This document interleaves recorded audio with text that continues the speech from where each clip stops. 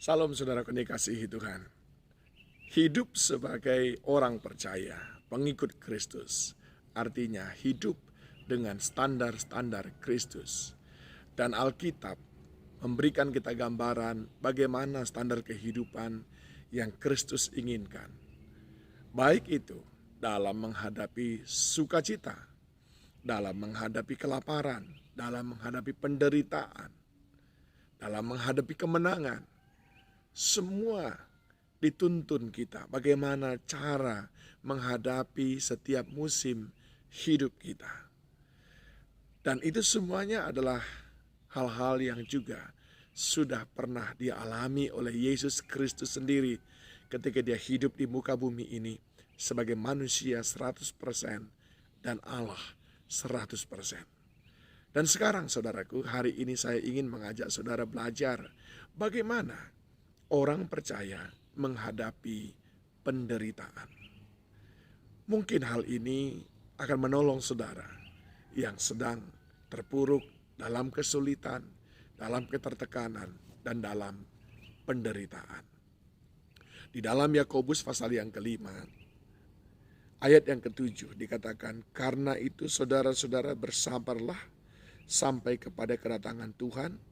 Sesungguhnya petani menantikan hasil yang berharga dari tanahnya, dan ia sabar sampai telah turun hujan musim gugur dan hujan musim semi. Kamu juga harus bersabar dan harus meneguhkan hatimu, karena kedatangan Tuhan sudah dekat." Yang pertama adalah bersabar, karena kedatangan Tuhan sudah dekat. Bersabar, karena itu hanya penderitaan sementara. Bersabar, karena penderitaan itu engkau dapat menanggungnya. Bersabar, karena Tuhan pasti berikan jalan keluar. Ini pesan yang pertama ketika kita menghadapi penderitaan, karena iman percaya kita kepada Tuhan. Yang kedua, dikatakan di dalam ayat yang ke-9, "Saudara-saudara, janganlah kamu bersungut-sungut dan saling mempersalahkan, supaya kamu jangan dihukum. Sesungguhnya hakim telah berdiri di ambang pintu. Saudara-saudara, turutilah teladan penderitaan dan kesabaran para nabi yang telah berbicara demi nama Tuhan." Yang kedua, janganlah kita bersungut-sungut dan jangan saling menyalahkan. Tetapi terimalah itu semuanya dengan hati yang rela, sebab Allah turut bekerja dalam segala sesuatu untuk mendatangkan kebaikan.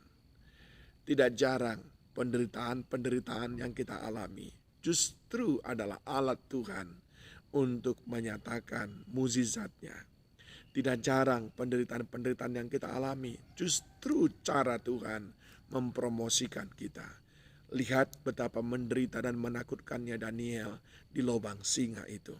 Tetapi itu yang menjadi cara Tuhan pakai, membuat dia menjadi orang yang dipromosikan.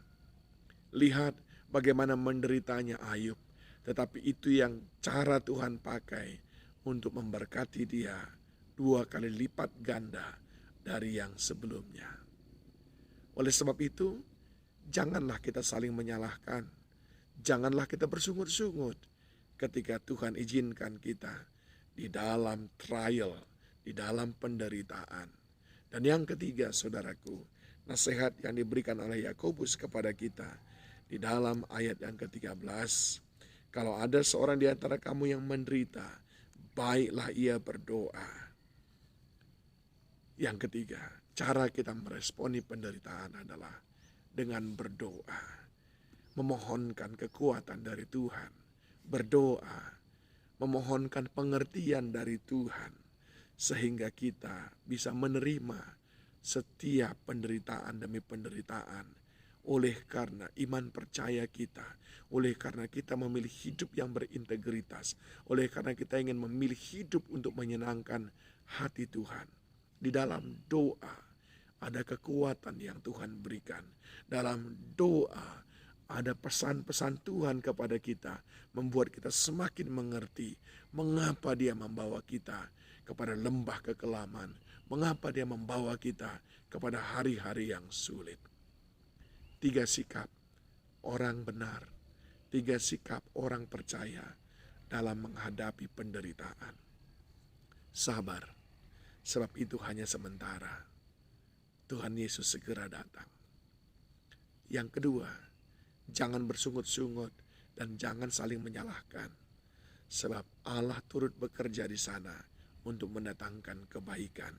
Penderitaan sering sekali Tuhan pakai untuk mempromosikan kita, untuk memberkati hidup kita. 3, berdoa supaya engkau mendapatkan kekuatan daripadanya. Berdoa supaya ketika menghadapi penderitaan, engkau tidak jatuh ke dalam pencobaan. Kiranya Tuhan memberkati kita dan memberikan kekuatan kepada kita. Shalom.